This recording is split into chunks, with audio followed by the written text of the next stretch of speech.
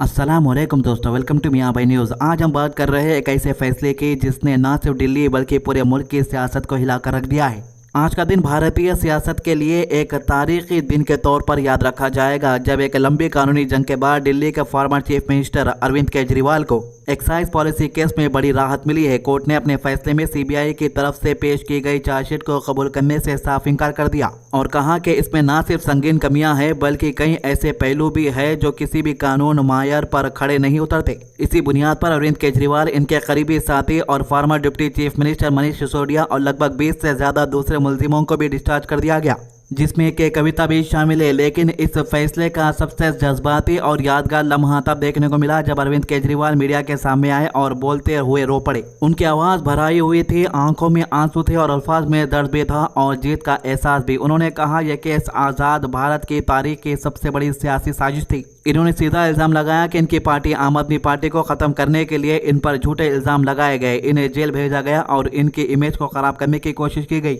इन्होंने अपने अंदाज में कहा, आज कोर्ट ने साबित कर दिया कि केजरीवाल, सिसोदिया और आम आदमी पार्टी वाकई कट्टर ईमानदार है। ये अल्फाज सिर्फ एक सियासी बयान नहीं था बल्कि एक लंबी स्ट्रगल के बाद निकला हुआ जज्बा था। ये याद रखना जरूरी है कि इसी केस के चलते अरविंद केजरीवाल को मार्च 2024 में गिरफ्तार किया गया था और वो दिल्ली के पहले ऐसे चीफ मिनिस्टर बने जो अपनी कुर्सी पर होते हुए जेल गए। इनकी गिरफ्तारी ने पूरे देश में सियासी बहस छेड़ दी थी। सपोर्टर्स ने इसे सियासी बदलाव बताया जबकि मुख्तलिफ पार्टीज ने इसे करप्शन के खिलाफ एक्शन करार दिया। जेल जाने के बाद केजरीवाल ने एक बड़ा सियासी फैसला लिया। उन्होंने अपनी पोजीशन से इस्तीफा दे दिया और कहा कि वो तब तक वापस नहीं आएंगे जब तक उनकी बेगुनाही साबित न हो जाए। ये एक रिस्क भरा फैसला था, लेकिन आज के फैसले ने इनके इस कदम को एक नई ताकत दे दी है। मनीष सिसोदिया का सफर भी किसी इम्तिहान से कम नहीं था। उन्होंने तकरीबन 17 महीने जेल में गुजारे, उन पर भी संगीन आरोप लगाए गए, लेकिन आज वो इस केस से बरी हो चुके हैं। कोर्ट के जज ने अपने फैसले में साफ कहा, चार्जशीट में दिए गए आरोप मजबूत सबूतों से सपोर्टेड नहीं है और इन्वेस्टिगेशन में कई ऐसे लूप होल्स है इस केस को कमजोर बनाते हैं। ये सिर्फ एक लीगल ऑब्जर्वेशन नहीं बल्कि पूरे केस की बुनियाद पर सवाल खड़ा करता है। इस पूरे मामले में तेलंगाना की सियासी शख्सियत के कविता का नाम भी शामिल था, जो भारत राष्ट्र समिति से जुड़े हुए हैं और आज इन्हें भी कोर्ट से राहत मिली है। लेकिन ये वाकया यहीं खत्म नहीं होता। इस फैसले के तुरंत बाद तेलंगाना की सियासत में एक नया ड्रामा शुरू हो गया। कविता और इनके भाई बीआरएस के वर्किंग प्रेसिडेंट केटी रामाराव के बीच खुला टकराव सामने आया। केटीआर ने अपने बयान में कहा कि लिक्विड स्कैम का नैरेटिव सिर्फ आम आदमी पार्टी को गिराने के लिए नहीं बल्कि उनकी पार्टी यानी बीआरएस को भी सियासी तौर पर नाकाम और नुकसान पहुंचाने के लिए यूज किया गया था। इन्होंने मीडिया ट्रायल और सियासी प्रोपेगेंडा पर भी सवाल उठाया और कहा कि आज के दौर में इल्जाम सबूत से ज्यादा पावरफुल हो चुके हैं। लेकिन कविता ने अपने भाई के इस बयान पर सीधा जवाब दिया। इन्होंने कहा, क्या मैं बीआरएस की हार की जिम्मेदार हूं? इनका यह सवाल सिर्फ एक जवाब नहीं बल्कि पार्टी के अंदर के तनाव की निशानी है। इन्होंने पार्टी लीडरशिप पर भी सवाल उठाया और कहा कि असल वजह पार्टी की अपनी कमियां थी, जैसे वादों को पूरा न कर पाना, बेरोजगारी के मसाइल और नेताओं का रवैया। सबसे ज्यादा जज्बाती बात इन्होंने तब कही जब इन्होंने याद दिलाया कि जब ये जेल में थी तब पार्टी के बड़े नेता इनके साथ खड़े नजर नहीं आए। इन्होंने दर्द भरी आवाज में कहा, मुझे अकेला छोड़ दिया गया था। ये अल्फाज सिर्फ एक शख्सियत नहीं बल्कि एक सियासी और जाती दर्द का इजहार था।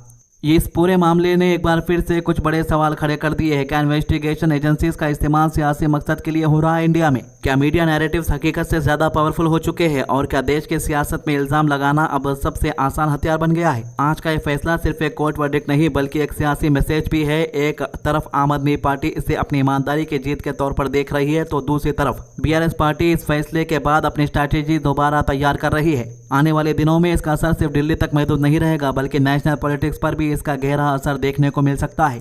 सिस्टम का दुरुपयोग करके इन लोगों ने बताइए, सिटिंग चीफ मिनिस्टर को अगर ये जेल में डाल देंगे तो फिर क्या बचा? और इतने फर्जी केस में फिर तो कुछ भी नहीं बचा। कल को स्टालिन साहब को जेल में डाल देंगे, ममता बनर्जी को, जो जहां इनकी पार्टी हारेगी उस मुख्यमंत्री को पकड़ के जेल में डाल दो। जनतंत्र ही नहीं बचा। आज बाबा साहब अंबेडकर के संविधान के सामने एक तानाशाह को झुकना पड़ा है। I have 100 times said that we have nothing to do with this case. This is a politically motivated case. As a part of political vendetta, this case has been put on the opposition parties, and I am thankful to the judiciary. They have upheld our faith in the judiciary of this country, and today judiciary has cut through this entire web of lies.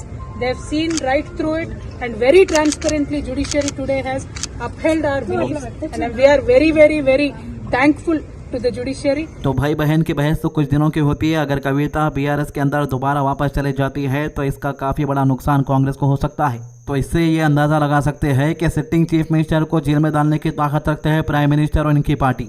ये इल्ज़ाम इनके ऊपर लगा है, लेकिन ये साहब इस वक्त इसराइल के अंदर पहुंचे हैं अपने दौरे के लिए, अपने दोस्ताना के लिए। दोस्ताना कुछ सालों से बंद हो गया था, लेकिन अचानक फिर से गहरा हो गई है दोस्ती। देखते हैं ये दोस्ती दुनिया भर में क्या रंग लाती है। तो ये थी इन मामलों के अभी तक की अपडेट। हमारे चैनल को सब्सक्राइब कीजिए, वीडियोस को ज़्यादा से ज़्यादा शेयर कीजिए। अल्लाह हाफिज़।